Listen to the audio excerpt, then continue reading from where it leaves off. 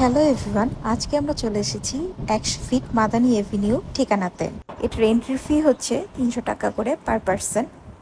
এই মেনু থেকে খাবার অর্ডার করলে 300 টাকা এটার সাথে যোগ হয়ে যাবে। তো চলুন ঘুরে আসা যাক ফুলের রাজ্য থেকে।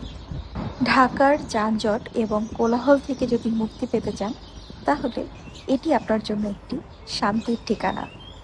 এখানে নানান ধরনের রং বেরঙের ফুল এবং গাছপালার দৃশ্য দেখে আপনার মনে হবে যে আপনি কোনো গ্রামীণ পরিবেশে চলে এসেছেন, যেখানে অক্সিজেনের কোনো অভাব নেই।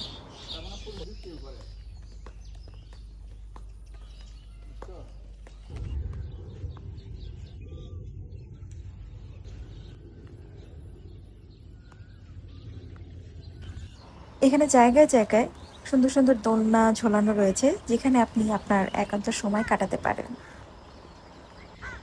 এখানে বাচ্চাদের খেলাধুলার জন্য বিশেষ জায়গা রয়েছে। এখানে আসলে আপনার মন ভালো হতে বাধ্য, কেননা চারপাশে সবুজ গাছপালা এবং মনোরম দৃশ্য দেখে কারো মন খারাপ থাকতেই পারে না। আমরা যেদিন গিয়েছিলাম সেদিন একটা বৃষ্টি বৃষ্টি ভাব ছিল, তাই চারপাশের দৃশ্যটা আরো বেশি সুন্দর লাগছিল।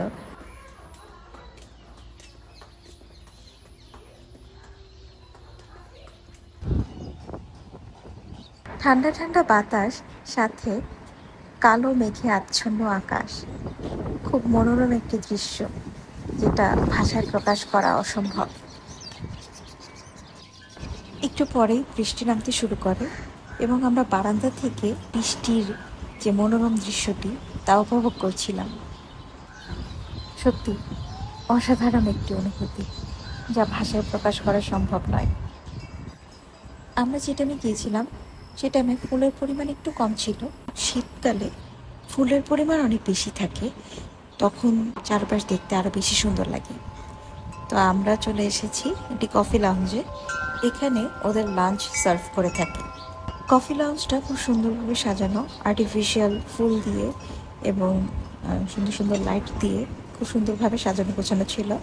আপনি চাইলে এখানে বাইরের দৃশ্য দেখতে দেখতে আপনি আপনার লাঞ্চ করতে পারেন, আর এমনিতে চাইলে পরে আপনি বাইরেও বসতে পারেন। যেহেতু বৃষ্টি হচ্ছিল, সো আমরা বাইরে বসিনি, ভেতরেই বসেছিলাম।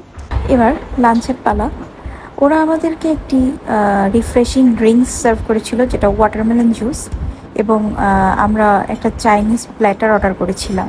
এরপর লাঞ্চের শেষে আমরা ওদের পুকুর পাড়ে গিয়ে বটগাছের তলায় বসে পুরো বিকালটা ঠান্ডা ঠান্ডা বাতাসের সাথে উপভোগ করেছি। মনে হচ্ছিল যেন এখানেই ঘুমিয়ে পড়ি।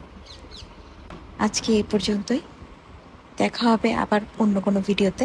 যারা গাছপালা ভালোবাসেন তারা অবশ্যই একবার এখানে আসবেন। আশা করছি ভালো লাগবে। টাটা।